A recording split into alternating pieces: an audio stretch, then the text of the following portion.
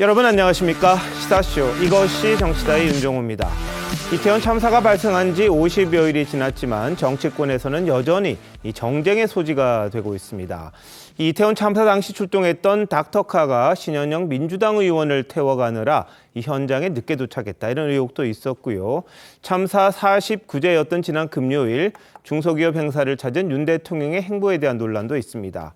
자, 이런 가운데 윤 대통령의 국정 지지율은 한 여론조사에서 지난 6월 이후 처음으로 이 40%를 회복했다는 결과가 나왔습니다. 대체적인 최근의 조사 결과와 흐름이 비슷한데요. 그 이유가 또 궁금합니다. 전문가들과 바로 짚어보도록 하겠습니다. 어서 오십시오. 안녕하세요. 네, 윤석열 정부가 노동, 연금, 교육 분야 개혁 등 문재인 정부와 본격적으로 차별화를 하고 있습니다. 이런 영향인지는 모르겠습니다만 이 중도층, 20대의 마음이 움직였다, 이런 분석이 나왔습니다. 먼저 화면 보시죠. 개혁이라고 하는 것은 인기 없는 일이지만 회피하지 않고 반드시 우리가 해내야 합니다.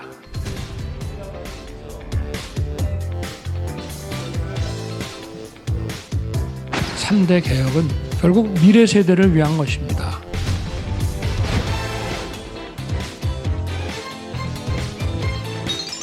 킹메이커는 국민이 킹메이커입니다. 그리고 또 우리 2030 여러분들이 킹메이커입니다.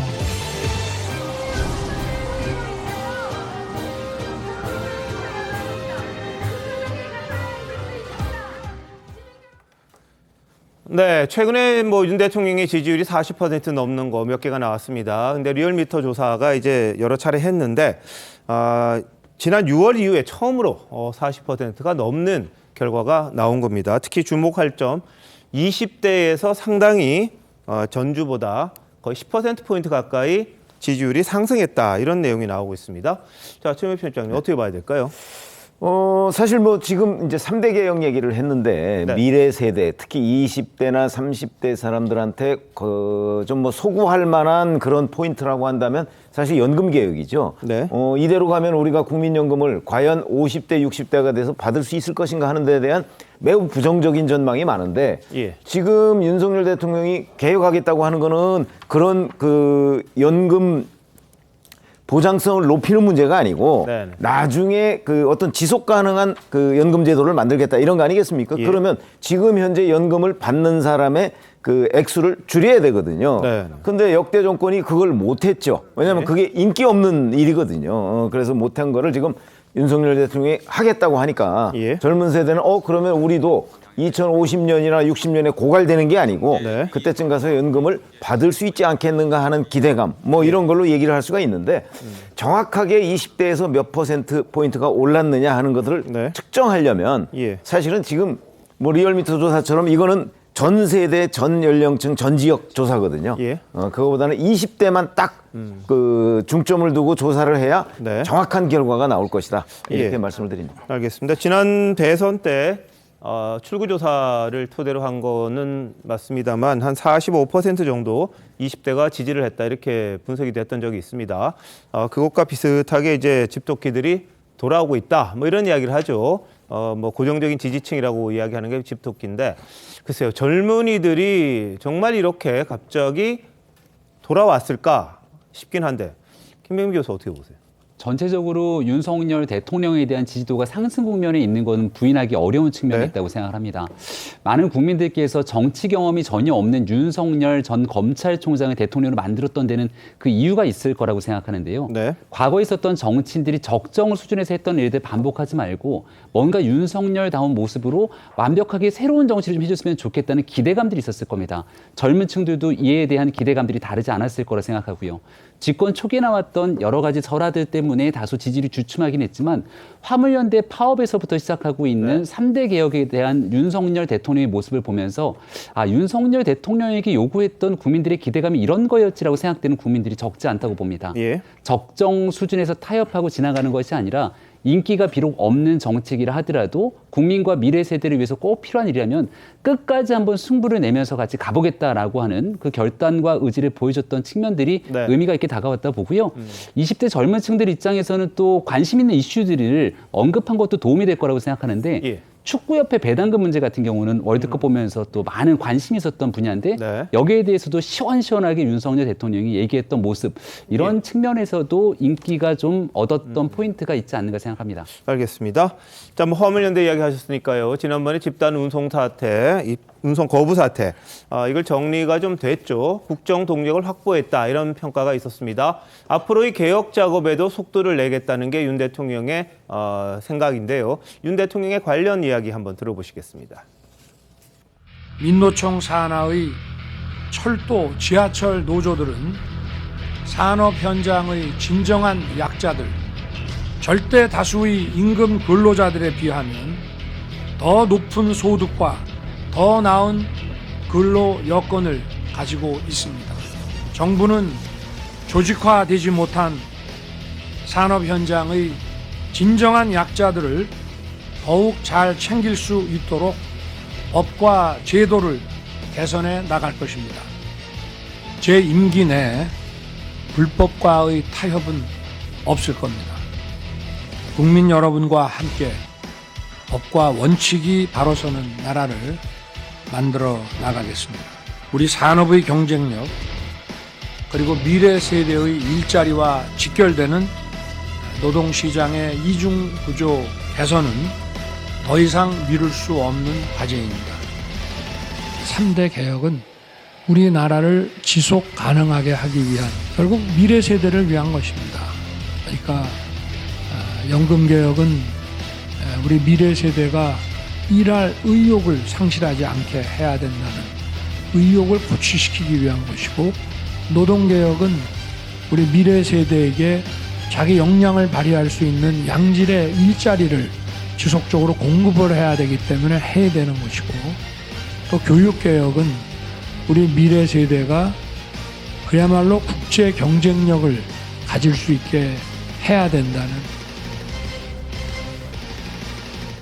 네. 자, 뭐 국정과제 점검회의에서도 개혁에 대한 의지를 상당히 많이 밝혔었습니다. 자, 김종욱 교수님 어떻습니까? 이런 부분 해야 되긴 하는데 과연 해낼 수 있을까요? 어떨까요? 뭐 역대 정부들의 과정을 지켜보게 되면 이게 네. 상당히 사회적 갈등들이 촉발할 수밖에 없는 상황인 것이고, 예. 잘못 발을 딛게 되면 소위 국정 지지율이 매우 높게 하락하는 상황들이 벌어지기 때문에 잘 손을 못 쳤던 측면들이 분명히 있는 거죠.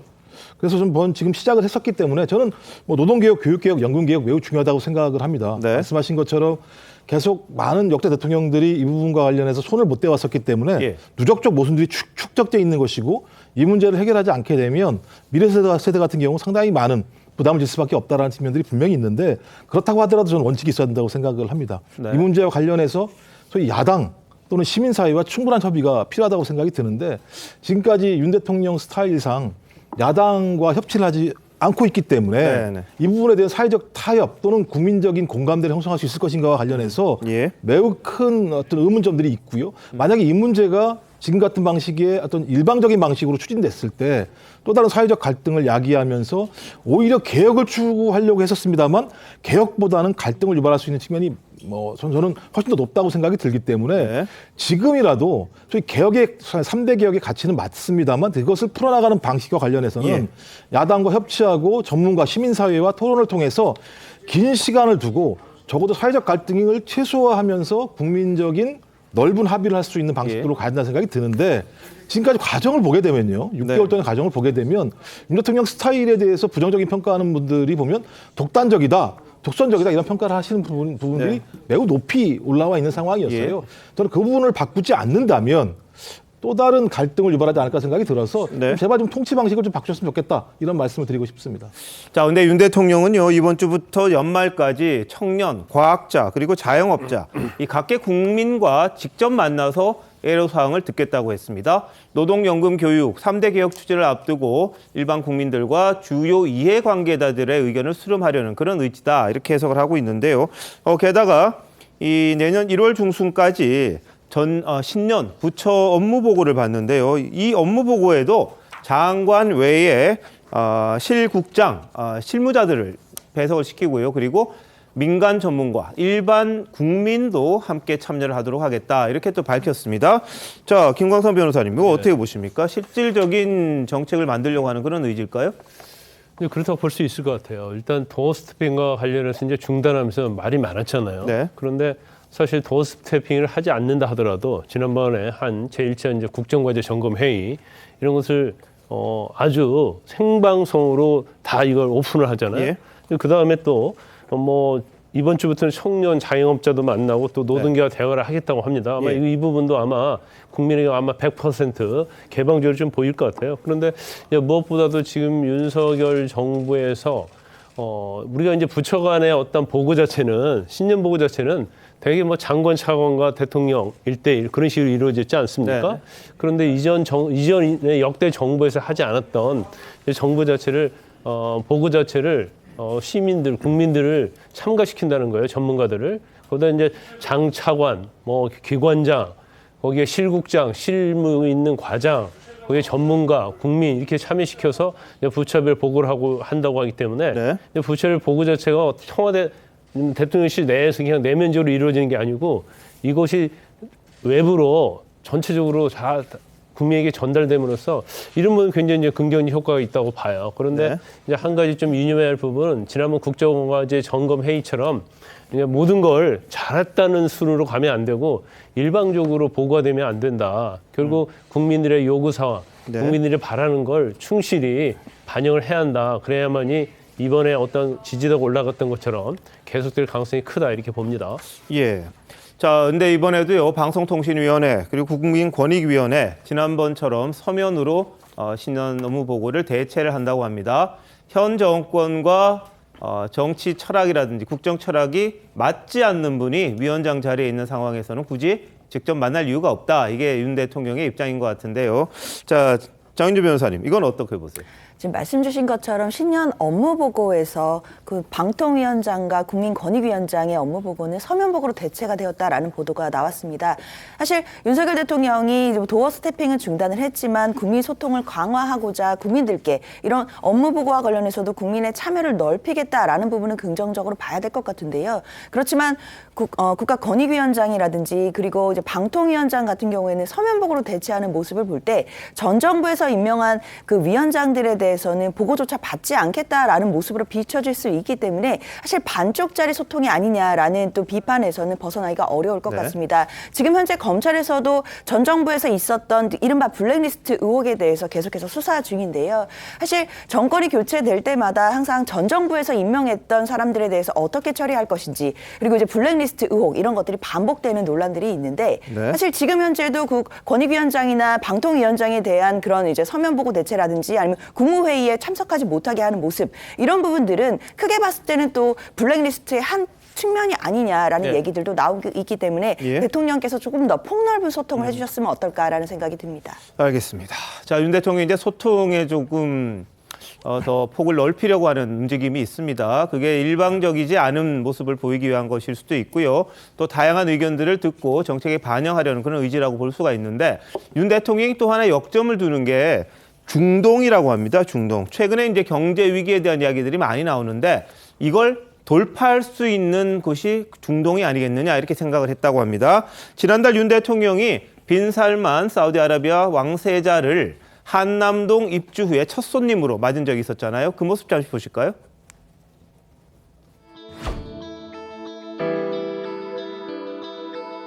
환영합니다. أهلا وسهلا سمو الأمير 감사합니다.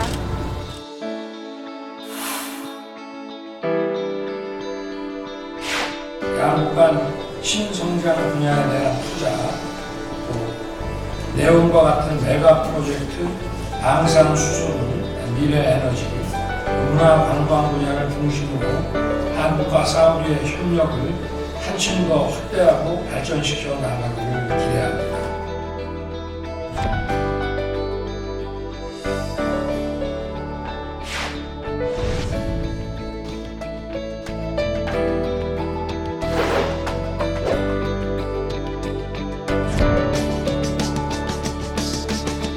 좋은 순방 되시길 바라겠습니다.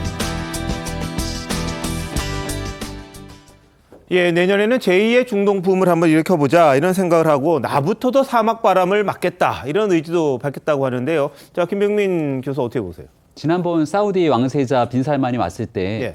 윤석열 대통령 관저로 초대하면서 굉장히 할 수 있는 많은 환대를 하지 않았습니까? 그 이유들이 다 있겠죠. 대한민국 경제에서 차지하고 있는 여러 어려움들이 있을 때 이것이 돌파할 수 있는 여러 창구로 활용될 수도 있을 것이고 2030년까지 사우디의 왕세자 빈살만이 하겠다는 이 네옴시티 프로젝트 같은 경우에는 대한민국 기업들이 가서 새로운 먹거리를 창출할 수 있는 일들이 무궁무진할 겁니다. 더군다나 이 정부에서 다시금 활력을 도모하고 있는 원전 문제, 또 윤석열 대통령이 세일즈 외교에 나서고 있는 방산 문제도 마찬가지고요. 이 네옴시티 프로젝트 같은 경우에 꼭 필요한 부분 중에 하나가 문화 콘텐츠에 관련된 부분들인데 예. 대한민국의 경쟁력을 극대화시킬 수 있는 K-팝 등 K-문화 콘텐츠들을 더 활성화시킬 수도 있을 겁니다.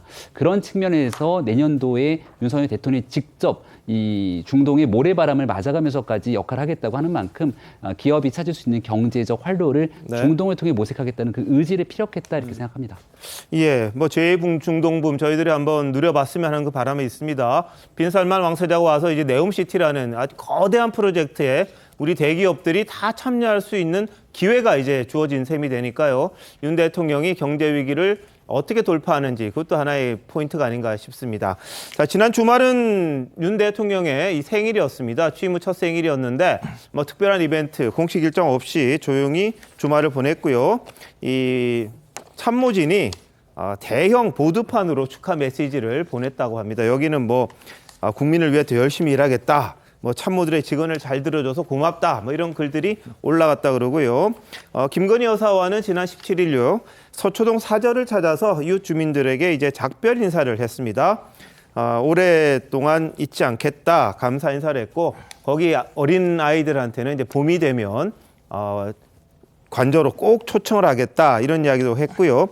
연말 떡 선물도 같이 돌렸다고 합니다. 그러니까 윤 대통령이 사저를 찾아가지고 저렇게 이제 인사를 한 거예요. 관저로 이제 들어가면서 작별 인사를 한 셈인데요. 자, 이런데 이 지난 16일은 또 이태원 참사 49제가 열린 날이었습니다. 그래서 여기에 이제 좀 갔었으면 하는 야당의 주장이 있었습니다만 대통령은 대신에 딴 곳을 좀 갔었죠. 자, 어떻게 보십니까? 글쎄, 뭐 그거 49제에 꼭 갔어야 되느냐? 네. 뭐 이거는 저마다 시각이 좀 다를 수 있다고 생각을 예. 하고요. 왜냐면 뭐 어차피 조문을 안 한 건 아니잖아요. 네. 그런 상황에서 이거는 뭐 여야 간에 뭐 좀 그 관점의 차이가 있을 거라고 보고 예. 저는 뭐 윤 대통령이 결정한 일이니까 예. 그에 따른 여러 가지의 어떤 정치적 부담 같은 것도 있을 겁니다. 네. 더군다나 지금 국회 내년도 예산안 처리도 안 되고 있는 예. 상황 아닙니까? 거기다가 일방적으로 지금 야당이 그 이태원 참사에 관한 국정조사를 해서 뭔가 그 정치적으로 이 부분을 활용하는 거 아니냐 하는 논란이 중심에 있을 때 이제 49제를 맞았는데 그렇다면 윤 대통령으로서는 뭐 윤 대통령 본인이 생각하고 있는 네. 그 전국 전망이 있을 테니까 예. 저는 그걸 가지고 뭐 비판할 상황은 아니다.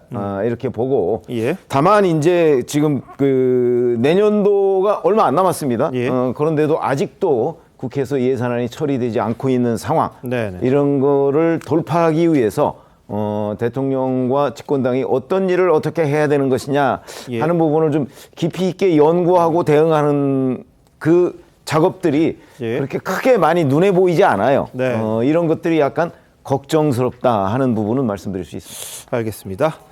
자, 근데 지난 16일 이태원 참사 희생자들이 49제가 열렸는데 이 중앙일보가 단독 보도한 게 사람들의 눈길을 좀 끌었습니다. 뭐냐 하면 이태원 참사 당일에 현장 구조에 명지병원 재난의료지원팀이 투입이 됩니다. 그런데 병원에서 현장으로 가는 중간에 민주당 신현영 의원을 태워가느라 한 20여 분 정도 현장에 늦게 도착하지 않았느냐 이런 의혹이 제기가 됐습니다. 자, 탐사 당시에 신 의원의 목소리부터 들어보시겠습니다. 의사이시기도 하니까 그날 현장으로 달려가셨다고 하던데 예. 명지병원에 계실 때 재난대응팀에 계셨었죠? 예, 맞습니다. 중앙응급의료센터에서 명지병원에도 이 재난팀 요청을 할 예정이다. 그래서 저도 병원의 팀들과 함께 같이 현장에 투여가 될 수 있었던 거죠. 이런 대형 압사 사고가 발생했을 때 골든타임을 유지하기가 매우 힘든 것이죠. 깔리는 순간에 곧바로 구조가 되지 않으면 대부분의 골든타임 4분이라고 알려져 있는데 현장 접근도 어려웠고 실제로 그 통로를 확보하거나 깔린 사람들을 빼내는데도 시간이 상당했기 때문에 의료 현장 대응이나 아니면 현장에서의 지휘 대응이나 아무리 총력을 다한다 그래도 이미 사망을 했고 이미 손상이 온 상황을 다시 회복시키기에는 너무 안타까운 상황이었다라는 마음이 가득했습니다. 네, 구급차라는 거 이렇게 그 재난지원 대응팀이라는 거는요, 재난 상황에 투입이 됩니다. 대형 환자가 발생하는 거기에서 이제 응급처치, 중증, 경증 환자께 분류해서 환자를 신속하게 이송시키기 위한 그런 팀들입니다. 거의 큰 병원마다 각 팀들이 있는데요. 이태원 참사 때도 여러 병원에서 수도권 14개 대학에 15팀이 왔었는데 유독 명지병원에서 현장에 출동했던 이 DMAT 팀, 재난지원팀이 54분이 걸렸다는 거예요. 자, 이 국회에 제출한 자료에 따르면 중앙일보가 이제 단독 보도한 내용이긴 한데요. 출발을 명지병원에서 합니다. 고향 쪽에서 출발하는데 이제 강변북로를 쭉 타고 이렇게 와서 바로 이태원으로 들어갈 수 있는 길이 있는데 중간에 합정역쯤에서 한번 신촌을 거쳐서 이대역을 거쳐서 이런 동선을 택했다는 거예요. 그럼 시내로 들어가니까 아무래도 신호도 있을 거고 신호는 뭐 무시할 수 있습니다만 길이 좀 꼬이는 게 아니냐. 그 중간에 누가 탄 게 아니냐. 이런 의혹이 지금 제기가 된 겁니다. 근데 신현영 의원이 마포 쪽에 산다는 걸로 지금 알려져 있어요. 알려져 있어서 이 명지병원에서 출발한 구급팀이 중간에 신 의원을 태우기 위해서 시간을 상당히 지체한 것 아니냐. 그래서 54분이나 24.8km에 걸릴 이유가 뭐였느냐. 이 의혹을 지금 국민의힘 쪽에서 제기를 한 겁니다. 그런데 다른 팀들은 어떻게 됐는지 한번 살펴보면요. 자, 거리가 의정부 성모병원은 무려 현장과 35.3km가 떨어져 있습니다. 아주대병원 수원 쪽에 있죠. 36.3km가 떨어져 있는데 36분 만에 온 거예요. 현장에 도착을 했는데 명지병원은 오히려 24.8km밖에 안 떨어져 있는데도 시간이 다른 팀에 비해서 어떻게 보면 2배 가까이 걸린 이유가 뭐냐? 이 부분에 대한 의혹이 지금 국민의힘에서 제기가 된 겁니다. 자, 김 변호사님 지금 어떻게 보세요, 이거는? 일단 신현영 의원이 민주당 이제 비례대표예요. 근데 의사 출신입니다. 네. 그래서 사실 이태원 참사 직후에 그 현장을 가서 본인이 여러 가지 이제 구호 활동을 한다랄지 여러 가지 많은 것들을 외부에 전달하는 데 있어서는 상당히 뭐 정치인이면서 의사이기 때문에 그런 뭐 공로가 있다고 봐요. 그런데 이 과정이 있어서 지금 여러 가지 지금 문제점이 지금 의혹이 제기되고 있는 거예요. 네. 그러니까 예를 들어서 지금 명지병원에서 사실은 이태원역 4번 출구까지 가는데 지금 낮에 좀 밀릴 시간에 간다 하더라도요. 예. 1시간 이상 잘 안 걸립니다. 네. 저도 이제 자주 다니기 때문에.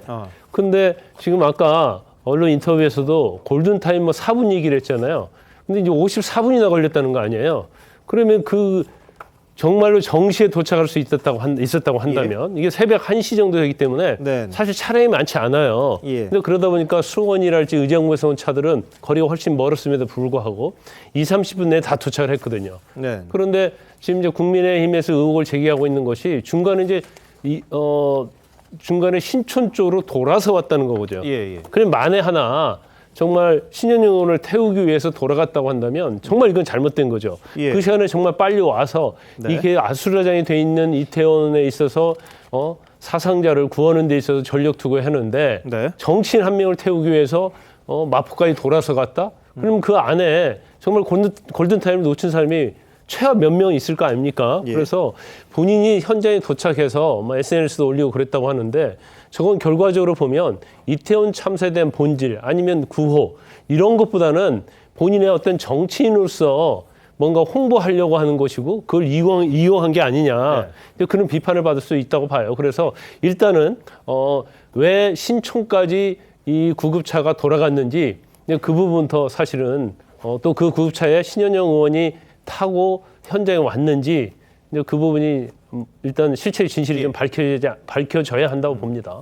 자, 신현영 의원은 지금 비례의원이기 때문에 명지병원의 DMAT 팀에 소속이 돼 있다고 지금 알려져 있습니다. 그러니까 이 닥터카를 탈 수 있는 자격은 있는 걸로 보입니다. 그렇게 지금 알려져 있거든요. 그런데 현장에, 그러니까 같은 팀이 아니잖아요. 같이 출동하지 않았잖아요. 그런데 중간에 만약에 신 의원을 태우기 위해서 둘러갔다면은 이 신속한 출동이 요구되는 닥터카의 움직임에 영향을 줬던 게 아니냐, 뭐 이런 이야기입니다. 그런데 신현영 의원은 뭐라고 하는지 한번 들어보시죠. 제가 그 현장에 가야겠다고 판단했을 때 국회의원 자격이 아닌 응급의료팀의 일원으로서 의사로서 가야 현장에서 도움이 될 것이다 라는 생각을 갖고 있기 때문에 당연히 디메팀과 같이 움직이면서 이동하는 과정에서의 같이 상황을 점검하고 현장에 투입되는 게 가장 우리 현장 수습에는 도움이 된다고 판단을 했습니다. 의사로서 당연히 본능적으로 최선을 다해서 그 현장에 가야 된다는 생각을 판단하에 한 것이라고 말씀드리고 싶네요. 네, 자, 신 의원의 주장, 본인이 이제 응급의료팀의 일원으로서 의사로서 가야겠다는 생각을 했다는 겁니다. 현장에 일단 투입되는 게 도움이 될 것 같아서 같이 합류를 했다, 이렇게 이야기를 하는 겁니다. 근데 다만 중앙일보와의 통화에서는 어디서 탔느냐 물어봤더니 명확하게 설명할 의무는 없다고 생각한다, 이렇게 답을 했다는 거예요. 중앙일보 팀 기자에게는요. 그리고 DMAT와는 이동 중간에 만나서 합류했다, 이렇게 이야기를 합니다. 구체적인 합류 지점에서는 밝히지 않았는데, 자, 김병민 비대위원 뭐 좀 다른 이야기가 있다고요? 이게 신영현 의원이 이 이태원 참사 10월 29일 이날 이제 자정이 넘고 10월 30일에 현장에 가고 난 다음에 SNS에 글을 올리게 되는데요. SNS에 글을 보면 재난의료지원팀 디멧으로 현장에 지원했다. 본인이 그 팀원으로서 합류했다고 얘기를 합니다.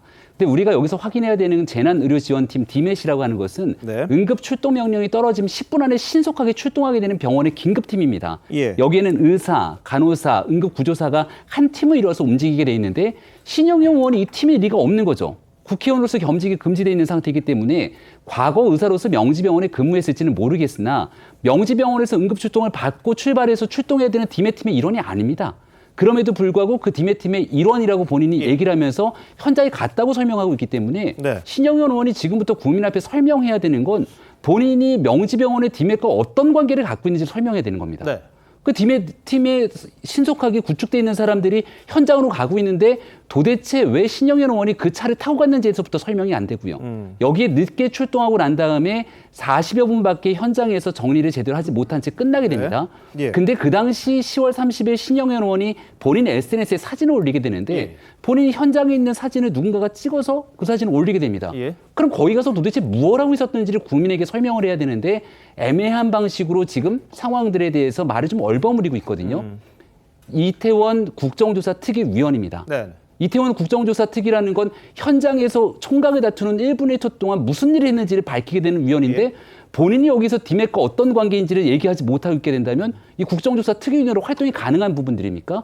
용산구청의 보건소장이 현장에서 갔다가 다시금 그 역할을 다하지 못하고 구청으로 돌아가게 되는데 여기에서의 보고서를 제대로 쓰지 못했다는 이유 때문에 지금 경찰에 입건까지 돼 있는 상태입니다.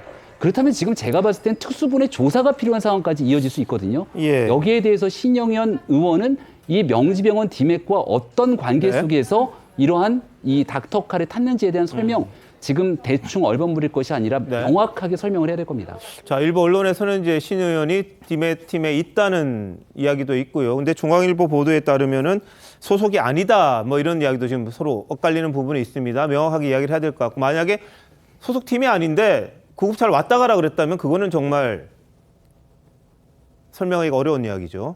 본인이 그럼 바로 현장을 다른 방법으로 가든지 했어야 되는 게 아니냐, 이런 지적이 나올 수밖에 없는 그런 상황입니다.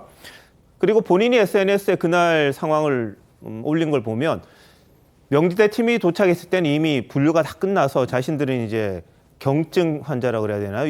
이런 사람들에 대한 관리 정도밖에 하지 않았다는 걸 또 쓴 게 있습니다. 이미 갔을 때는 거의 상황에서 이제 좀 벗어나 있는 그런 듯한 글을 올리기도 했었거든요. 자, 장 변호사님 보실 때는 어때요? 일단 이 신분상의 문제, 그러니까 신현영 의원이 국회의원이기 때문에 지금 현재 디맷 소속일지 아닐지에 대한 부분을 조금 더 확인이 필요한 것 같습니다.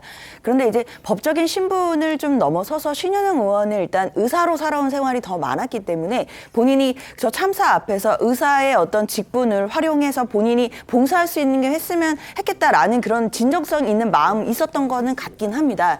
다만 이 재난의료지원팀과 함께 그 이태원 참사 현장에 도착을 해야지 그 의료 상황이라든지 여러 정보를 공유할 수 있었기 때문에 그 차를 탔다라고 지금 해명을 하고 있기는 한데요. 그리고 그 당시에 서울 쪽에 있던 여러 디메 팀들도 함께 출동을 하는 상황이었고 네. 경기 팀들 같은 경우에는 이제 추후 수습반으로 들어간 것이었다라는 것이 지금 신 의원 측의 해명이기는 합니다. 물론 이 관련해서는 본인의 지위나 디메 팀에 소속이 됐었는지 안 됐었는지는 조금 더 명확한 해명이 필요해 보이긴 하는데요. 다만 그 참사에서 본인이 의사였다는 그 직업선 신분을 가지고 봉사를 하려고 했던 그 마음까지도 매도할 필요는 없다라는 생각이 듭니다. 예.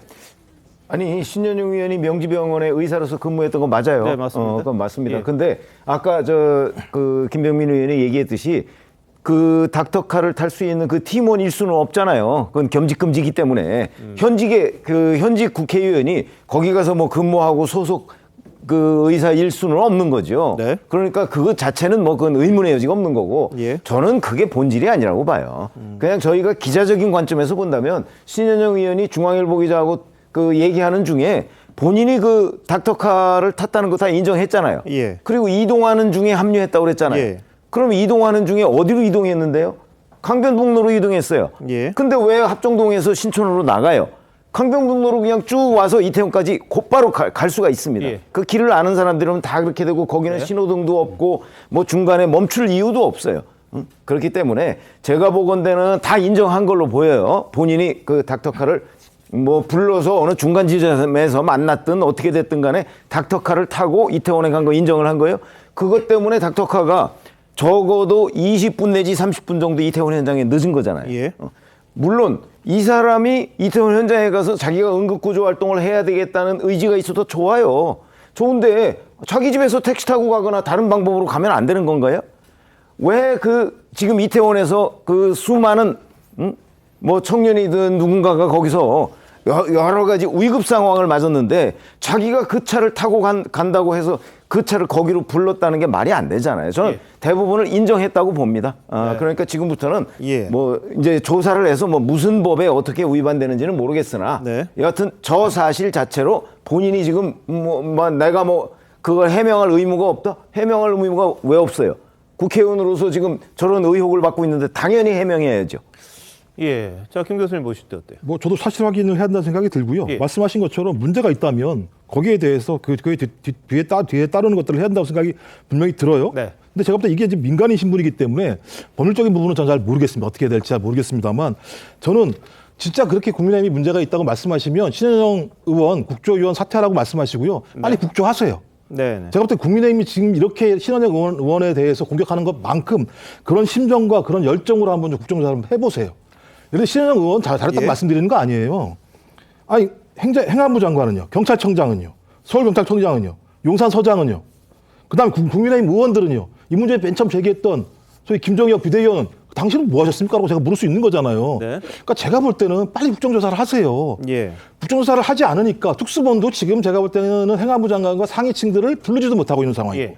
국정조사는 지금 국민의힘이 하지 않으니까 시작도 안 되는 것이고 사실은 모르니까 계속 사실 나오는 내용만 가지고 공방만 벌이는 상황이니까 말씀하신 것처럼 신현영 의원 이런 문제가 있다고 얘기하면 국정조사위원 사퇴하십시오.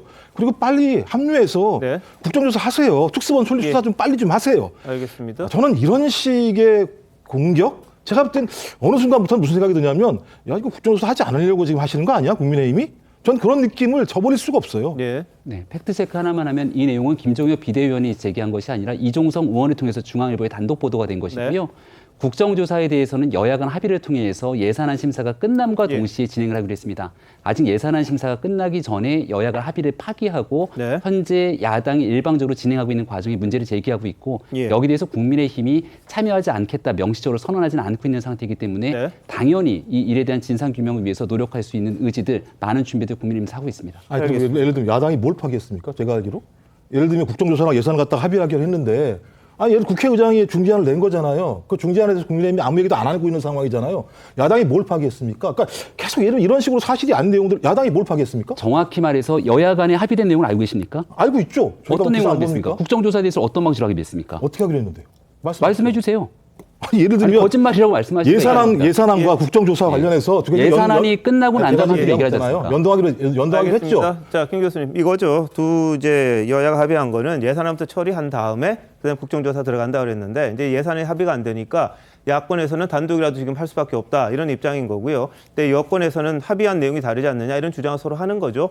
정치적인 부분이긴 합니다만 지금 얼마 안 되는 돈 때문에 이 서로 간의 기싸움이라 그래야 될까요? 이 경찰과 관련된 부분 이런 것들에 대해서 법무부와 관련된 부분 이런 몇 억 안 되는 예산 때문에 600조 가까운 예산이 지금 사로잡혀 있다 이런 주장도 나오고 있습니다. 그래서 이건 정치권에서 반성해야 될 부분이긴 합니다만 지금 김병미 교수 이야기하시는 거는 예산 처리하고 국조하기로 돼 있는데 야권이 지금 혼자 사려고 한다 이런 주장이신 거고 지금 김종욱 교수님 말씀하시는 거는 또 여야가 합의한 부분이 있지만 국조도 빨리 해야 되는데 이걸 안 하고 넘어가려고 하는 게 아니냐 이런 걱정이시니까 한번 보시자고요. 오늘 내일 결정이 날 것 같기도 한데 한번 지켜보도록 합시다. 자, 근데 국민의힘에서는 당장 신현영 의원의 사퇴를 촉구하고 나섰습니다. 한번 보시죠.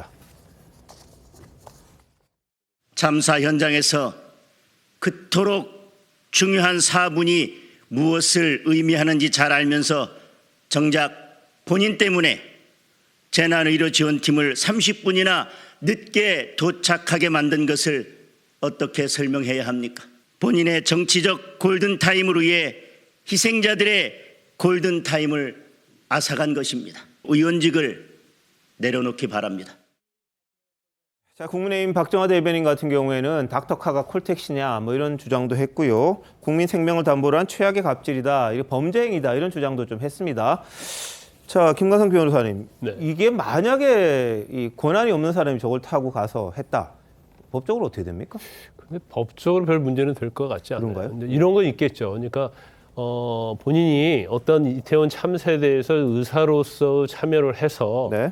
뭔가 구호 활동을 하겠다는 어떤 진정성이 있었느냐? 예. 그렇지 않고 어떤 국회의원의 신분이 있잖아요. 근데 그걸 이용해서 이렇게 구급차를 자기 집으로 오게 해서 타고 가게 했더랄지. 예. 그러면 여러 가지 측면에서 보면 본인과 어떤 이해충돌의 문제가 또 있을 수 있는 거예요. 네네. 또 그 당시에 이제 구급차에 제가 볼 때는 DMAP 팀도 당일 아마 당직하는 팀이 계속 돌아가면서 할 거예요. 그러겠죠. 네. 그러면 신현영 의원은 사실은 그 팀에 있을 수가 없거든요. 예, 예. 근데 그럼에도 불구하고 어떻게 보면 국회의원으로서 어떤 그런 것들을 남용해서 했다고 한다면 이제 그런 거에 대해서는 뭐 문제가 될 수가 있는데 네. 법적으로 뭘 처벌하기는 굉장히 좀 어려울 것 같습니다. 그래서 알겠습니다. 단지 이제 정치적으로 뭐 나중에 뭐 정치 활동을 하면 유권자들이 좀 판단해야 할 문제다 이렇게 봐요. 자, 그런데 이 윤석열 대통령의 당시 이동과 관련해서 또 이 상반되는 얘기가 좀 나왔습니다. 뭐냐면 이태원 참사 당시에 윤 대통령은 주요 경호 차량을 제외한 채 대통령실로 단독 이동했다, 이렇게 지금 알려졌습니다. 당시 여권 관계자는 윤 대통령이 이제 이동을 하는데 구급차들이 많이 왔다 갔다 해야 되잖아요. 그걸 방해하지 마라, 그래서 경호 차량 대부분을 뺐다, 이렇게 전하기도 했는데요. 자, 최영표 편장님. 네. 이 대통령이 그래도 이동하는데 경호를 빼고 가는 건 좀 문제가 있는 거 글쎄, 아닙니까? 뭐 이제 경호를 뺀 부분은 이제 뭐 사실 확인을 좀 해야 되지만 사실은 그 약간 우회해서 갈 수는 있겠죠. 어차피 네. 지금 용산 대통령실이라는 게 이태원 쪽으로 그 오게 돼 있지 않습니까? 예. 그러니까 좀 이제 우회를 해서 방해가 되지 않도록 뭐 이렇게 배려를 하는 게 당연한 것 아닌가요? 그런데 지금 뭐 아까 김광성 변호사께서 저게 뭐 법을 위반했을 것 같지는 않다고 하는데 뭐 저는 법을 잘 모르지만 적어도 응급의료법이니 뭐 이런 것들이 있잖아요. 예. 그럼 구급차의 활동을 방해한 것 아닌가요? 네. 전 뭐 그런 생각이 들어서 예. 법률적으로도 충분히 따져봐야 될 부분이 있고 우선 본인이 인정을 안 하잖아요. 인정 안 하는 부분은 정말 더 도의적으로 정치적으로 문제가 저는 심각하다고 보고요. 저런 부분과 관련해서 뭐 윤석열 대통령이 현장에 어떤 식으로 접근하고 아니면 뭐 대통령실에 출근했느냐 하는 거와 별개의 문제로 예. 신현영 의원 본인의 문제를 따져보자는 거죠. 네. 본인이 정말 그 의지, 뭐 현장에 가서 구호 활동을 하겠다는 의지를 폄하하고자 하는 것이 아니고 예. 거기에 왜 구급차가 접근하는 것을 본인이 그 일종의 방해 행위잖아요. 예. 그렇게 했느냐는 부분을 따지는 거지. 네. 이게 뭐 이태원 국정조사와 무슨 연관이 있느냐, 뭐 국정조사를 빨리 해야 되는 이런 거하고 관련 없는 얘기입니다. 알겠습니다. 신현영 의원과 관련된 이야기들이 오늘 상당히 많은 관심을 끌었던 것 같아요. 그래서 많이 본 기사 중에 하나로 올라가 있는 그런 상황들이 있었고요. 이와 관련돼서 이태원 국조 빨리 해야 된다 이런 의견들도 많습니다. 근데 거기에 대해서도 여권이 성의 있게 응답을 해야 되지 않겠느냐 이런 생각이 좀 듭니다. 자, 근데 윤석열 대통령이 문재인 정부의 여러 가지 정책과 관련해서 바꾸고 새롭게 하고 이제 뭐 이른바 정상화한다 이런 이야기들을 많이 합니다. 그런데 문재인 정부가 소득주도 성장 정책의 부작용을 감추려고 혹시 소득, 고용, 집값 이런 통계를 고의로 왜곡한 게 아니냐, 이 과정에 청와대가 개입한 게 아니냐 이런 점들을 감사원이 들여다보고 있는 걸로 지금 알려졌습니다.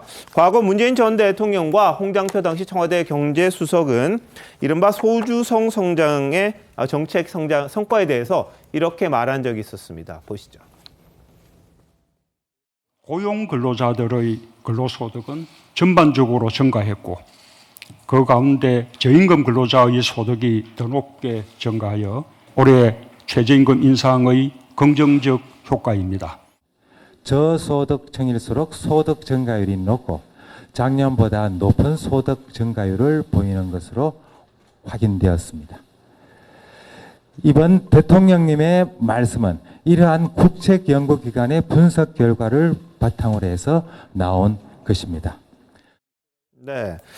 자, 그런데 황수경 당시 이 통계청장이 취임 13개월 만에 이 경질이 됐습니다. 당시 경질 배경으로는 통계청이 발표했던 가계소득 통계에 대한 청와대의 불만이 있었다. 이런 분석이 좀 있었습니다. 그때 뭐라 그랬냐면 1분기 저소득층 소득이 급감해서 소득 격차가 최악으로 벌어졌다. 이런 발표를 했어요. 그랬더니 이 청와대에서 표본 설계가 제대로 됐느냐. 그러면서 이제 황 전 청장을 강하게 질책을 했고 문 전 대통령은 그해 5월에 최저임금 인상의 긍정적인 효과가 90%다. 이렇게 말을 하면서 사실상 통계청의 이 발표 내용을 반박하는 일이 좀 있었습니다.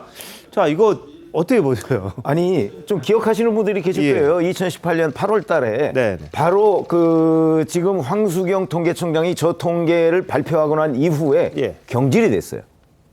그래서 이게 저 통계 때문 아니냐, 네. 이런 지적이 당시에도 뭐 파다하게 있었는데 그냥 뭐 경질되고 나서 이제 강신욱 통계청장으로 바뀌었거든요. 네. 그리고서 강신욱 통계청장이 여러 가지 이제 뭐 표본이나 이런 것들을 다 바꿨어요.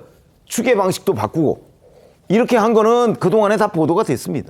그러면 이제 자, 황수경 통계청장을 경질하게 된 동기가 뭐냐? 이런 부분이 이제 그 당시에 제대로 규명이 안 되고 넘어갔는데 지금 감사원에서는 그 부분, 그러니까 통계청장이 바뀌면서 통계의 여러 가지 절차나 이런 것들이 우리나라 그러니까 기존에는 그 통계를 내는 산출 방식이 똑같았거든요. 근데 저 통계청장이 바뀌면서 그 방식이 바뀌어버렸어요. 일종의 통계의 단절이 있었던 겁니다.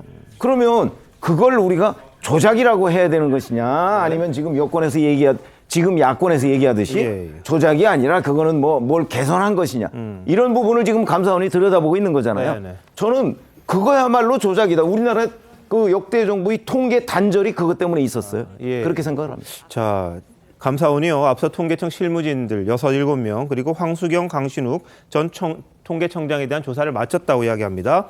자, 이 강신욱 이 통계청장 취임한 다음에 한 이야기가 있어요. 뭐라 그랬냐면 정책에 좋은 통계를 만드는 것으로 보답하겠다. 좀 논란이 됐었죠. 당시 문제를 제기했던 야당의 주장까지 한번 들어보시죠. 황수경 전 통계청장이 금년 8월 27일 퇴임을 했는데요. 그 퇴임식에서 통계가 정치적 도구가 되지 않도록 심혈을 기울였다. 중심을 잡으려고 노력해왔다. 이렇게 얘기를 했고요. 임사 내내 눈물을 흘렸다고 합니다. 임시 후에 기자들이 가계 동향조사 소득 통계 때문에 경질된 것이냐 물으니까 그건 모른다. 내가 말을 잘 들은 편은 아니었다. 이렇게 얘기를 했습니다. 그런데 같은 날 우리 강신욱 통계청장께서 경제장관 회의에 참석을 하셨죠. 네. 거기서 장관님들의 정책에 좋은 통계를 만드는 것으로 보답하겠다. 이렇게 말씀을 하셨죠. 네. 그것은 무슨 의미입니까? 무슨 장관님들의 정책적인 의사결정에 도움이 되는 객관적이고 정확한 통계라는 의미에서 그런 추상적인 표현으로 사용했습니다. 다른 표현을 정확하게 했어야 됐다라는 생각을 뒤에 했습니다. 자, 저렇게 이제 이야기를 한 부분이 논란이 됐었습니다. 자, 이 장윤주 변호사님 어떻게 보세요? 사실 감사원에서 감사가 지금 끝난 것도 아니고요. 감사원에서 감사 중인 것으로 지금 알고 있고 언론 보도를 통해서는 홍장표 수석까지 뭐 조사를 할 가능성이 있다라는 보도가 네. 나오고 있습니다. 사실 감사원에서는 지난 정부의 어떤 안보 정책뿐만 아니라 이제 소득 주도 성장 정책이라든지 뭐 각종 부동산 정책, 일자리 정책까지도 들여다보는 것 같은데요. 그 정책에 대해서 감사원이 직접 감사를 할 수 없으니까 통계에서 혹시 조작이나 왜곡이 있는 것은 아닌지 그 의혹을 들여다보는 것 같습니다. 근데 통계라는 것을 만약에 통계에 관련된 분들이 의도를 가지고 조작했거나 왜곡했다라고 한다면 그것은 더 이상 정책의 문제가 아니라 당연히 사법적인 잣대로 심판해야 될 문제가 되면 분명할 것입니다. 네. 그러나 통계를 정말 고의적인 어떤 의도나 고의성을 가지고 왜곡한 것이 아니라 네. 재량의 범위 내에서 한 것이라고 한다면 사실 그 부분을 감사원이 지금 와서 사후적으로 네. 정책 판단에 대해서 잣대를 들이댄다는 것, 그것만으로도 사실 일하고 있는 공무원들에겐 굉장히 압박이 될 수 있는 부분이거든요. 통계청에서 그 부분들의 통계를 어떻게 보면 왜곡하기 위해서는 많은 실무진들과 또 많은 사람들이 동원이 돼야 될 텐데 과연 의도를 가지고 통계를 왜곡하는 일이 가능할 것인가, 네. 그 부분에 대해서는 굉장히 의문이 있고 앞으로 감사원이 감사 결과를 어떻게 내놓는지에 따라 많은 파장이 있을 것으로 예상이 됩니다. 알겠습니다. 자, 그 부분은 이제 감사가 진행된 이후에 결과를 한번 보도록 하는데요. 원희룡 국토부 장관은 이 문재인 정권이 전혀 현실과 동떨어진 부동산 관련 통계를 내세워서 이 실패를 성공이라고 국민을 속였다. 이렇게 비판을 했습니다. 부동산 가격과 관련해서 당시 문재인 대통령 어떻게 얘기를 했었는지 한번 들어보시겠습니다. 저는 이게 부동산 문제는 우리 정부에서는 이렇게 자신 있다고 이렇게 좀 장담하고 싶습니다. 대부분의 기간 동안 지금 부동산 가격을 잡아왔고요. 그다음에 또 전국적으로는 부동산 가격이 오히려 하락했을 정도로 안정화되고 있습니다. 지난번 부동산 대책으로 지금 부동산 시장은 상당히 안정이 되는 것 같습니다. 네. 자, 문 전 대통령이 이제 부동산 가격 안정되는 것 같다 이런 이야기를 자주 했었습니다. 근데 원희룡 장관은 이거야말로 국정농단 아니냐, 현실과는 너무 동떨어진 이야기 아니냐 이런 이야기를 했어요. 김현미 당시 국토부 장관이 2020년이었습니다. 대정부 질문에 출석해서 문정부 들어 집값이 11% 정도 올랐다 이렇게 이야기한 적이 있었죠. 그때 발언 한번 들어보시고 이야기 이어가겠습니다. 문재인 정부 들어와서 집값 폭등 인지하고 계시나요? 네, 잘 알고 있습니다. 어느 정도 올랐다고 보시나요? 감정원 통계로 11% 정도 올랐다고 알고 있습니다. 몇 퍼센트요? 11%라고 알고 있습니다. 11%요? 네네. 전부터 지금 문재인 정부 들어와서 연평균 과거보다 14배 이상 이렇게 부동산 가격이 폭증을 했습니다. 수치로 따진다라고 하면은 KB국민은행 숫자로 보면 52.7%, 또 한국감정원 수치로 보면 57.6%라고 하는 부동산 가격의 폭증이 있습니다. 의원님께서 말씀하시는 거는 중위 매매 가격에 대한 말씀을 하시는데요. 네. 그것을 국가 전체 통계로 보는 데에는 한계가 있기 때문에 감정원 그렇게 통계가 말을 복잡하게 하실 거 없고요. 네, 김현미 장관은 감정원 통계를 인용을 해서 11% 이야기를 했습니다만 당시 경제정의실천시민연합 같은 경우에 문 전 대통령 취임 후에 서울 전체 주택 가격이 한 34%, 아파트는 한 52%까지 올랐다 이런 발표를 했습니다. 이게 근거가 되는 자료가 과연 뭐냐에 따라서 퍼센테이지가 굉장히 달라질 수는 있습니다만 11%라는 거는 현실과 너무 떨어진 게 아니냐, 동떨어진 게 아니냐 이런 주장이 좀 있었습니다. 그 당시에 굉장히 부동산 정책, 부동산 가격이 굉장히 대한민국을 뜨겁게 달궜잖아요. 그런데 김현미 장관이 국회에 나와서 한 발언들을 보면 뭐 11%, 10몇 % 이렇게 얘기하는데 사실 집주에서 보면 뭐 100% 오른 데도 굉장히 많았고요. 예. 그 이상 오른 데도 많았어요. 그리고 그걸 차치한다 하더라도 KB국민은행이랄지 아니면 경실련에서 발표한 내용과는 너무 동떨어진 거예요. 경우에 따라서는 뭐 4, 5배 아니면 한 7배 차이 나는 거예요. 그러면 장관 자체가 저렇게 부동산이 얼마나 오르는지 모르는 주무장관이 국토부 장관이 어떻게 부동산 정책을 할 수 있겠어요. 그래서 그 당시에 뭐 25번 땜질이네 26번 땜질 이제 그런 얘기를 많이 했잖아요. 그런데 이제 대부분 많은 정부가 들어서면 사실 통계에 굉장히 민감하죠. 지금 문제가 되고 있는 이제 소주성과 관련돼도 마찬가지예요. 이제 소득주도 성장이라는 일반적인 이제 경제학 이론에 있지 않은 이제 새로운 걸 들고 나서 어떻게 보면 문재인표 경제정책을 폈지만 결과적으로 뭐 그거에 대해서 성공했다고 말하는 사람은 한 명도 없잖아요. 더군다나 일자리 대통령이 되겠다고 했고 또 청와대에 뭐 일자리가 늘어난 그런 보드를 설치해서 매일 보겠다고 했지만 결과적으로 일자리 별로 늘어나지 않았고 그 당시 제가 기억하기로는 어디 관광지를 가면요. 나이 드신 어르신들이 조끼를 입고 서 있어요. 근데 하는 일이 없어요. 그러다 보니까 길가에 쭉 서 있단 말이에요. 근데 그런 통계를 가지고 일자리가 뭐 60만 개 창출됐네. 그렇지 않은데 이제 그랬던 기억이 나는데 사실 지금 통계와 관련돼서도 사실 통계는 전문성이고 객관성이 있어야지 과거의 정책이 뭐가 잘못된지를 판단할 수 있고 또 미래의 정책을 설계하는 데 있어서 굉장히 유용한 자료가 될 수 있거든요. 근데 아까 저희가 본 것처럼 김현미 장관의 저런 인식과 저런 통계를 가지고 부동산 정책을 잡는 데 있어 부동산 폭등을 잡는 데 있어서는 아주 현실과 동떨어져 있었다 이렇게 볼 수밖에 없는 거죠. 김 교수님 생각은 어떠세요?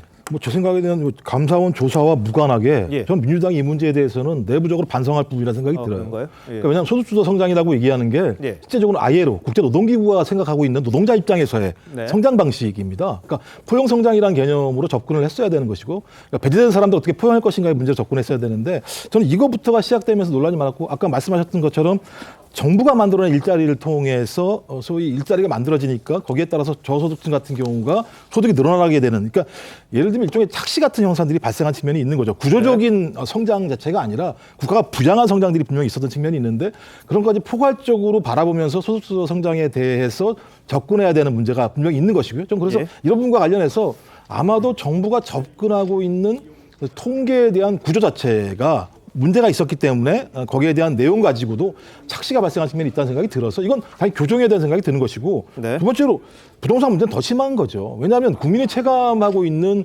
부동산 상승이라고 하는 건 매우 높았기 때문에 아무리 그런 데이터가 나왔다고 하더라도 소위 주무장관 입장에서는 이런 통계가 현실성이 있는 건지 없는 건지 확인을 하고 난 다음에 저도 국민을 대의하는 국회에 나가서 얘기를 해야 되는 건데 전 좋은 데이터만 갖고 나왔던 측면이 있는 거죠. 그러니 그런 데이터를 가지고 나왔으니 국민들이 봤을 때는 이 정부가 그러니까 전 정부겠죠. 지금으로 따지면 제대로 된 부동산 정책을 추진하고 있는 것인가에 대한 의구심이 드는 것이고 정책에 대해서 신뢰하지 않으니까 시장이 그 정책을 믿지 않게 되는 문제가 발생하는 굉장히 악순환이 벌어진 측면이 분명히 있기 때문에 저는 뭐 감사원의 조사가 진행이 돼서 그 결과가 나와서 그것이 사법적 처리의 대상이 될지 안 될지는 모르겠습니다만 더 중요한 건 이 정책을 추진했던 민주당이 이 두 부분과 관련해서는 내부적으로 반성하고 무엇이 문제가 있는지에 대해서 앞으로의 비전으로 제시할 부분이라 생각이 듭니다.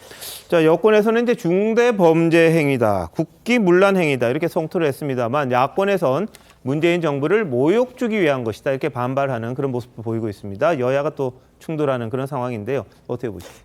아니 그 문재인 대통령이나 아니면 김현미 국토교통부 장관의 답변을 한번 주의 깊게 들어보면 그렇죠? 그리고 질문 내용을 한번 들어보면요 상당한 차이를 느껴요. 저는 그 말이 다 맞다고 생각해요. 문재인 대통령이 얘기한 전국적으로 보면 하향 안정 맞습니다. 맞고 김현미 국토부 장관이 얘기한 11% 맞아요. 근데 이게 어디에 맹점이 있느냐면 문재인 대통령과 김현미 장관이 얘기하는 건 전국 통계예요. 그렇죠? 그 당시 부동산 폭등의 문제가 발생한 거는 수도권의 집값 문제예요. 그러면 당시에 국민의힘 그 의원들은 전부 다 수도권 부분에 집중해서 질문을 하고 있어요. 그런데 문재인 대통령과 김현미 장관은 전국 통계를 가지고 지금 방어를 하고 있어요. 네. 그러면 문재인 대통령과 김현미 장관이 과연 수도권의 집값 폭등을 몰라서 그랬을까요? 저는 알고서도 그랬다고 봅니다. 예. 그런 점에서 이게 통계 조작이라기보다는 네. 통계 왜곡이죠. 예. 질문은 계속해서 왜 수도권에 이렇게 뭐 30몇 퍼센트, 50몇 퍼센트가 이렇게 하는데 수도권 그 부동산 대책 실패한 것 아니냐 이렇게 질문을 하는데 전국 통계를 가지고 와서 얘기를 하는 네. 거예요. 그래서 그게 어긋난 거다. 예. 한번 주의 깊게 좀 관찰을 해봤으면 좋겠습니다. 알겠습니다. 통계가 잘못되면 나라의 정책 모두가 어그러질 수밖에 없는 그런 상황입니다. 잘못된 건 잘못된 대로, 좋은 건 좋은 대로 보여줘야 거기에 기반해서 정말 실질적인 정책을 만들 텐데 그 부분에서 뭔가 잘못된 게 있다면은 그건 반드시 밝혀내야 될 겁니다. 그래서 좀 바로 잡아서 잘못해서 한 게 있다면 다시는 그런 일이 없도록 좀 따져봐야 되지 않나 싶습니다. 자, 이런 가운데 문재인 전 대통령이 반납해서 논란을 빚은 풍산개, 고미, 송강이 한 달 입원과 치료비로 1,100만 원 정도가 사용된 걸로 지금 확인이 됐습니다. 자, 고미와 송강이가 새롭게 이제 찾은 집이죠. 광주 우치동물원 측은 이들의 건강 상태를 밝히기도 했는데 한번 보시죠. 송강이의 외이염은 곧 완치가 될 것 같은 상황이고요. 고미의 심장 결석이 약간 우려되는 상황인데요. 협력병원을 좀 지정해서 전문적인 치료를 하려고 합니다. 예. 자, 뭐 중이염, 방광염, 결석 이런 것들이 좀 발견이 됐다고 합니다. 뭐 동물원 측에서 밝힌 것처럼 뭐 외이염 같은 거는 곧 완치가 된다고 하는데 이 신장 결석, 고미가 좀 신장 결석 등이 있어서 좀 상황을 봐야 된다 이런 이야기를 했어요. 근데 이 국민의힘 측에서 자료를 요구했습니다. 상세 내역이 어떻게 되냐, 입원비, 치료비 그랬더니 거부를 했다고 합니다. 대표님 이유가 있다고. 그거는 대통령 기록관에다가 요구를 한 거거든요. 그렇죠. 그러니까 네. 대통령 기록관에서 거부를 했는데 뭐 아시다시피 대통령 기록관장은 문재인 정부 말기에 임명된 사람입니다. 아마 뭐 그래서 거부가 됐는지 아니면 이게 뭐 똑같이 대통령 기록물이라서 그랬는지는 모르겠으나 제가 보기에 이 치료비는 대통령 기록물은 아닐 거예요. 그런데 아마 지금 이제 문재인 정부에서 임명된 기록관장이기 때문에 이 상세 내역을 공개하기를 거부한 것 아닌가 저는 이렇게 짐작이 되고요. 뭐 사실 이게 1,000만 원 정도 넘는다는 건 이미 경북대 동물병원에 입원했을 때부터 이 비용이 1,000만 원 넘는다는 얘기는 나왔습니다. 저게 이제 주로 뭐 치료비 명목으로 나간 거죠. 그 부분도 이미 대통령 기록관에서 경북대 동물병원에다가 지불을 했다고 해요. 그러니까 사실 뭐 저게 숨길 일도 아니죠. 자, 그런데 일각에서는 그런 이야기를 했대요. 조선닷컴과의 통화에서 대통령 기록관 측에서 풍산개 이슈가 장기화되지 않았으면 하는 윗분들의 취지가 반영됐다. 그래서 상세하게 이 내역은 안 밝히겠다 이런 이야기를 했다는 거거든요. 자, 정윤주 변호사님 이건 어떻게 보세요? 사실 고미 송강이는 이제 살아있는 생물이기는 한데요. 사실 법적 지위는 대통령 기록물입니다. 그렇기 때문에 대통령 기록관에서 관리를 하는 것이고요. 이 대통령 기록물이기 때문에 어떤 사인의 소유가 될 수가 없습니다. 그래서 사실 그동안 언론이나 국민의힘에서는 문재인 대통령이 고미와 송강이를 파양했다라고 표현을 했지만 사실 파양이라는 게 있기가 어렵거든요. 문재인 대통령이 입양 자체를 할 수가 없는 상황이고 대통령 기록물인 고미와 송강이를 위탁받아서 키우고 있던 것에 불과했습니다. 사실 그럼에도 일단 그 지금 키울 수 있는 상황도 안 되고 시행령이 개정되지 않아서 지금 돌려준 상태인데 지금 건강상의 문제로 이제 치료비가 나오고 있는 것이고 그 치료비는 또 대통령 기록물을 근거로 해서 발생하는 것이기 때문에 대통령 기록관에서 지금 담당하고 있는 것으로 보입니다. 근데 그 치료부에 대해서 상세한 내용이 지금 공개하지 않는 부분에 대해서는 아마 대통령 기록관 내부에서의 나름대로 결정이 있는 것 같고요.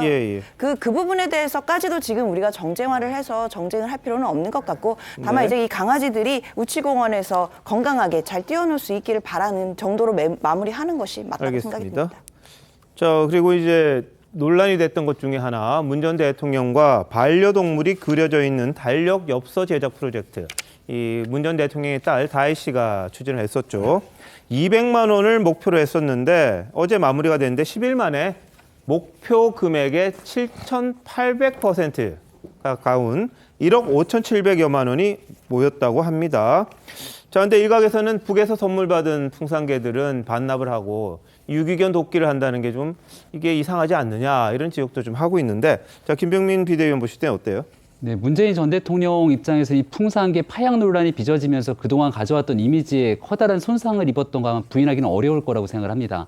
여기에 대해서도 엽서를 이렇게 제작해서 만약 만든다고 했을 때 꼭 이런 프로젝트를 통해서 모금을 해야 되는 것이냐에 대한 논란까지 이어지는 것도 자연스럽게 과거에 있었던 일들이 회자되기 때문이다 이렇게 생각을 하는데요. 네. 얼마 전에는 오랫동안 같이 생활해왔던 반려견 마루가 아마 세상을 네. 떠나면서 예. 애절한 표현들을 쓰긴 했는데 그렇다면 이 풍산계에 대해서도 마찬가지로 대통령으로 재임하고 있던 기간 동안 많은 언론을 통해서 긍정적인 메시지를 피력했는데 예. 이렇게 많은 치료비가 들 정도로 건강상의 문제가 있을 때 도대체 문 전 대통령은 무엇을 했던 것이냐 네. 이중적인 모습을 보인 것 아니냐라고 하는 비판적 여론들도 있기 때문에 예. 기존에 있었던 상황들에 대해서 겸허하게 관련된 내용들을 받아들일 수밖에 없는 상황이 아닌가 생각합니다. 예, 자, 이 풍산계 논란은 뉴욕타임스가 한 면을 털어서 소개할 정도로 상당히 해외에서도 관심을 끌었던 부분입니다.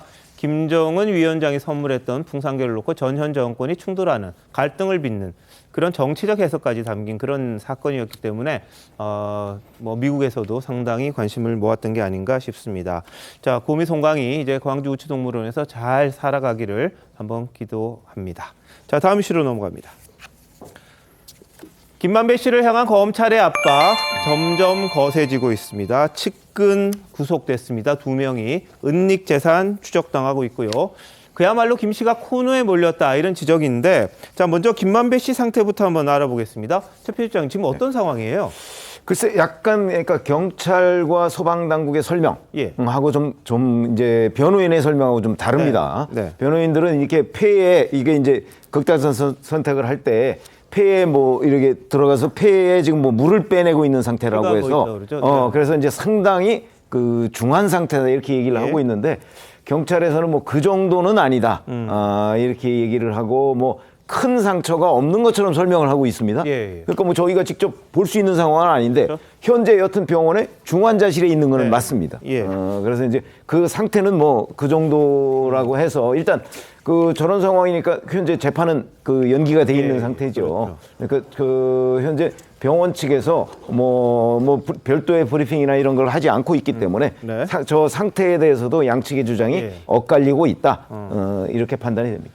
자, 뭐 변호인 측에서는 폐 손상이 심각하다. 이 병원에 계속 있어야 한다. 이렇게 이야기를 하고 있는 그런 상황입니다만 검찰은 그 정도까지는 아니다. 이렇게 이야기를 합니다. 다만 중환자실에 있는 상황이어서 재판은 연기가 될 수밖에 없는 그런 상황인데 검찰은요. 계속해서 김만배 씨를 지금 압박하고 있습니다. 대장동 범죄 수익 260억 원을 숨겨진 혐의로 측근 2명이 구속이 됐습니다. 이틀째 조사를 하고 있습니다. 두 사람은 구속된 그날 전날에도 새벽까지 고강도 조사를 받고 이랬다는 건데요. 자, 김광석 변호사님, 검찰이 이렇게 강하게 하는 이유가 있습니까? 지금 여러 가지 이유가 있어요. 일단 지금 남욱이나 이제 유동규 씨의 진술 자체를 검찰은 이제 신빙성이 있다고 보고 있는 거죠. 그러면 김만배를 또 들었다고 이렇게 얘기를 하고 있고, 그 둘이 그다음에 김만배 씨를 통해서 이제 돈이 이재명 대표 측으로 건너갔다 이런 얘기를 하고 있잖아요. 근데 이제 김만배 씨가 계속 함구를 하고 그런 것이 없다고 부인을 하고 있기 때문에 사실 김만배 씨의 어떤 진술에 따라서 이재명 대표 관련된 수사가 굉장히 좌지우지될 수 있는 거거든요. 그래서 아마 검찰에서는 일단 김만배 씨의 자금에 대해 추적을 하고 있는 거예요. 그러니까 사실 그 배당받은 돈이 뭐 400몇 억 했는데 바로 그날 220억을 다른 데 송금했다랄지 또 다른 배당금이 왔는데 그 배당금을 가지고 계속 그 쌍방울과 관련된 최우영 씨한테 주고받고 하는 것이 330억 되거든요. 그러면 결과적으로 이 돈 자체가 본인이 어떤 자금 세탁을 했다랄지 이제 그런 의심을 하고 지금 수사를 하고 있고 추적을 하고 있는데 김만배 씨 입장에서 보면 만약에 이런 상황으로 계속 가다 보면 자기는 형은 형대로 중형을 받고요. 또 자기가 가져갈 재산이 전혀 없을 수가 있어요. 그러면 이제까지 자기가 한 고생이랄지 이제까지 검찰의 수사에 있어서 어떤 일관성 있는 진술을 했지만 그런 부분들이 본인에게 이제 부메랑으로 돌아온다고 생각할 수 있다고 보거든요. 그래서 이제 저희 개인적 생각입니다만 김만배 씨의 어떤 자신에 대한 자해 자체는 검찰 수사에 굉장히 변곡점이 될 수 있다고 봐요. 그래서 본인은 물론 일각에서는 이제 검찰에 대한 경고다 이런 얘기도 하고 있지만 극단적 선택을 하다가 후회하고 그만둘 수도 있고요. 또 다른 하나는 나는 이렇게 할 수 있는 한 내가 다 했다. 그리고 이제는 앞으로 나의 길을 가야겠다 이제 그런 의미도 있을 수가 있기 때문에 이제 중환자실에 퇴원을 한 다음에 이제 검찰 조사를 받게 되면 이제 그때부터는 검찰 수사에 또 변곡점이 될 가능성도 존재한다고 봅니다. 알겠습니다. 이 극단적인 선택을 시도한 게 누구를 향한 메시지냐 뭐 이런 데 대해서도 언론에서 상당한 분석들을 하긴 했었습니다.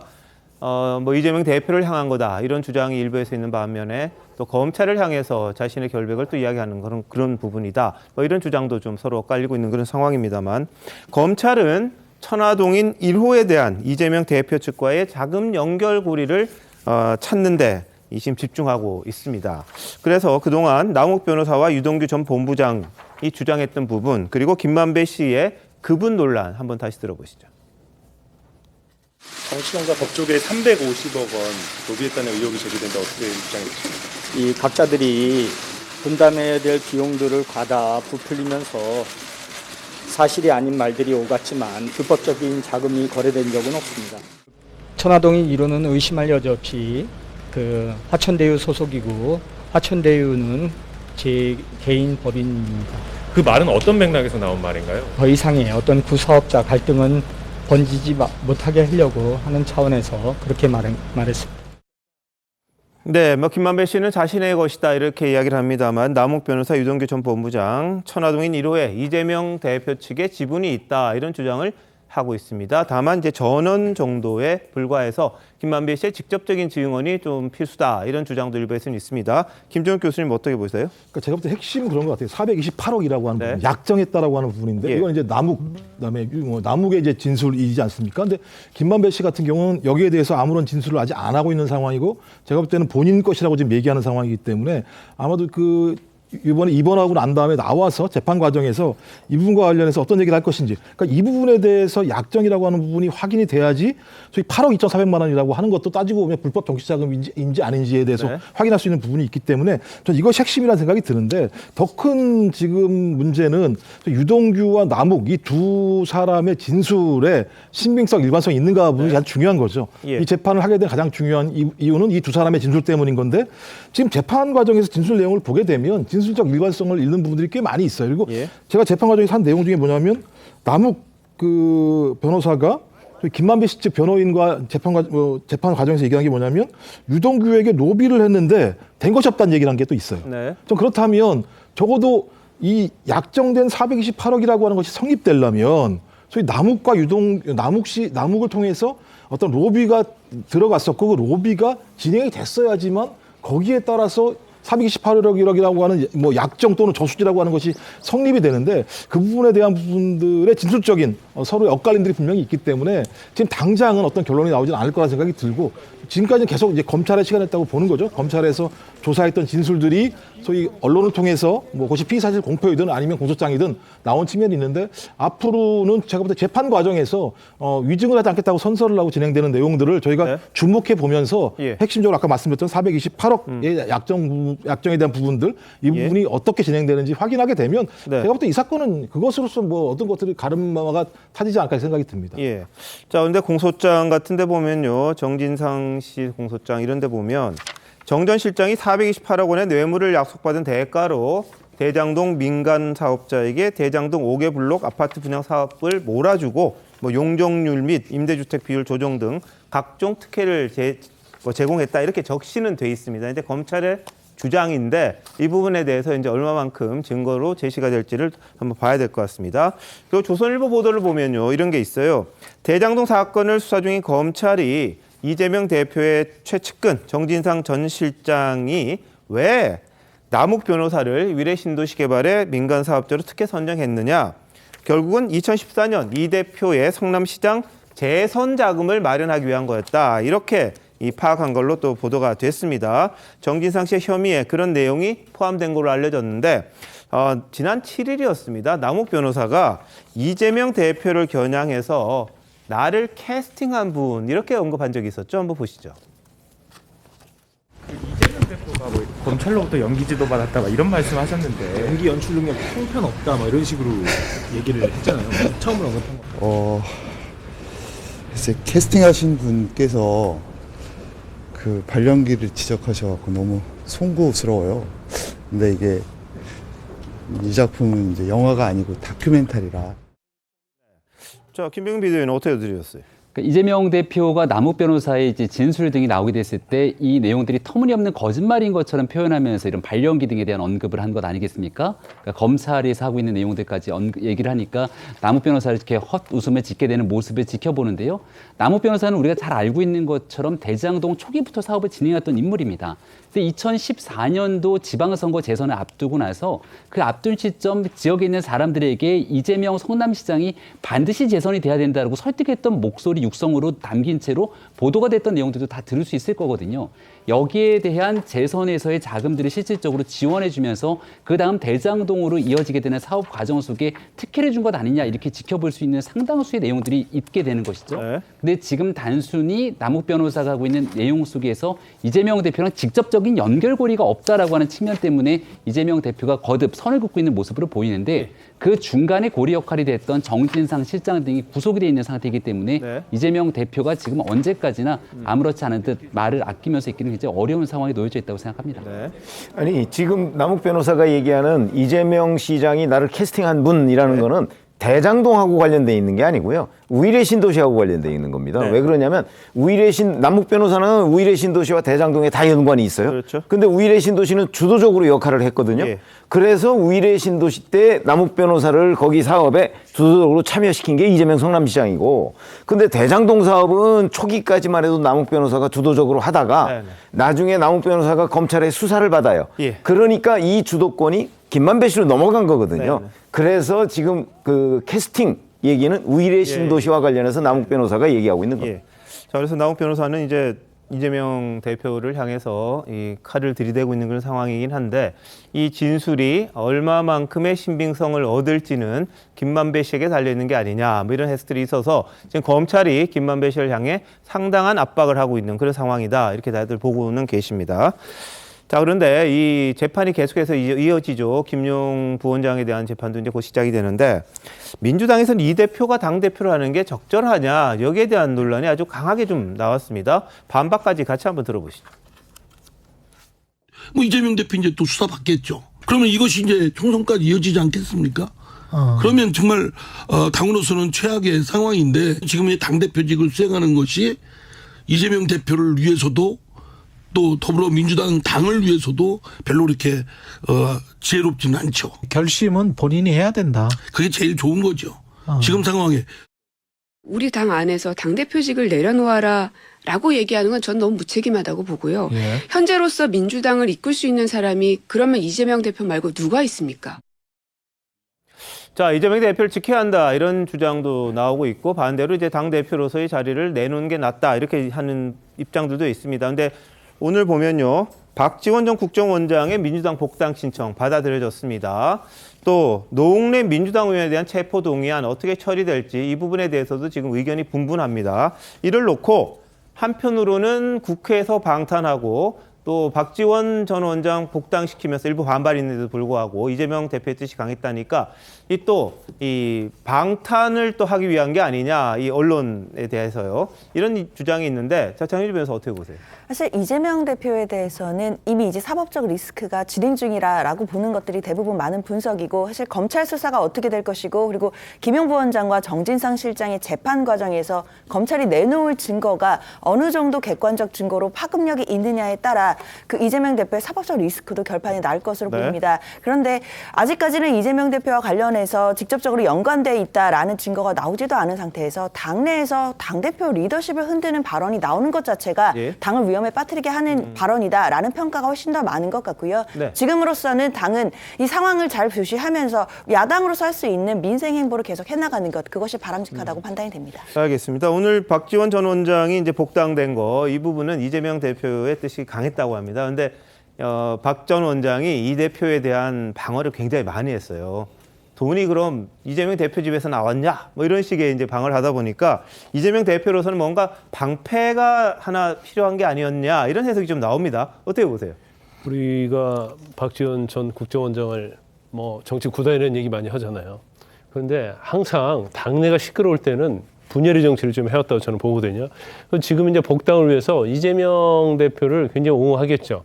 하지만 이게 방탄이 될 가능성은 별로 없다. 왜냐하면 결국 사법 리스크가 현실화되면서 당이 굉장히 분열할 가능성이 크거든요. 예. 그러면 결과적으로 박지원 전 국정원장은 정치를 굉장히 잘 아는 사람이잖아요. 그럼 이재명 대표가 어떻게 갈 것이라는 걸 알고 있는데 네네. 이재명 대표를 끝까지 방탄한다? 제가 볼 때는 이재명 대표 입장에서는 득보다 실이 많을 가능성이 크다 이렇게 봅니다. 알겠습니다. 자, 어떻게 상황이 전개될지 한번 보도록 하겠습니다. 잠시만요. 대한민국 이슈의 중심, 스타쇼 이것이 정치다. 여기까지입니다. 내일 다시 찾아뵙겠습니다. 고맙습니다.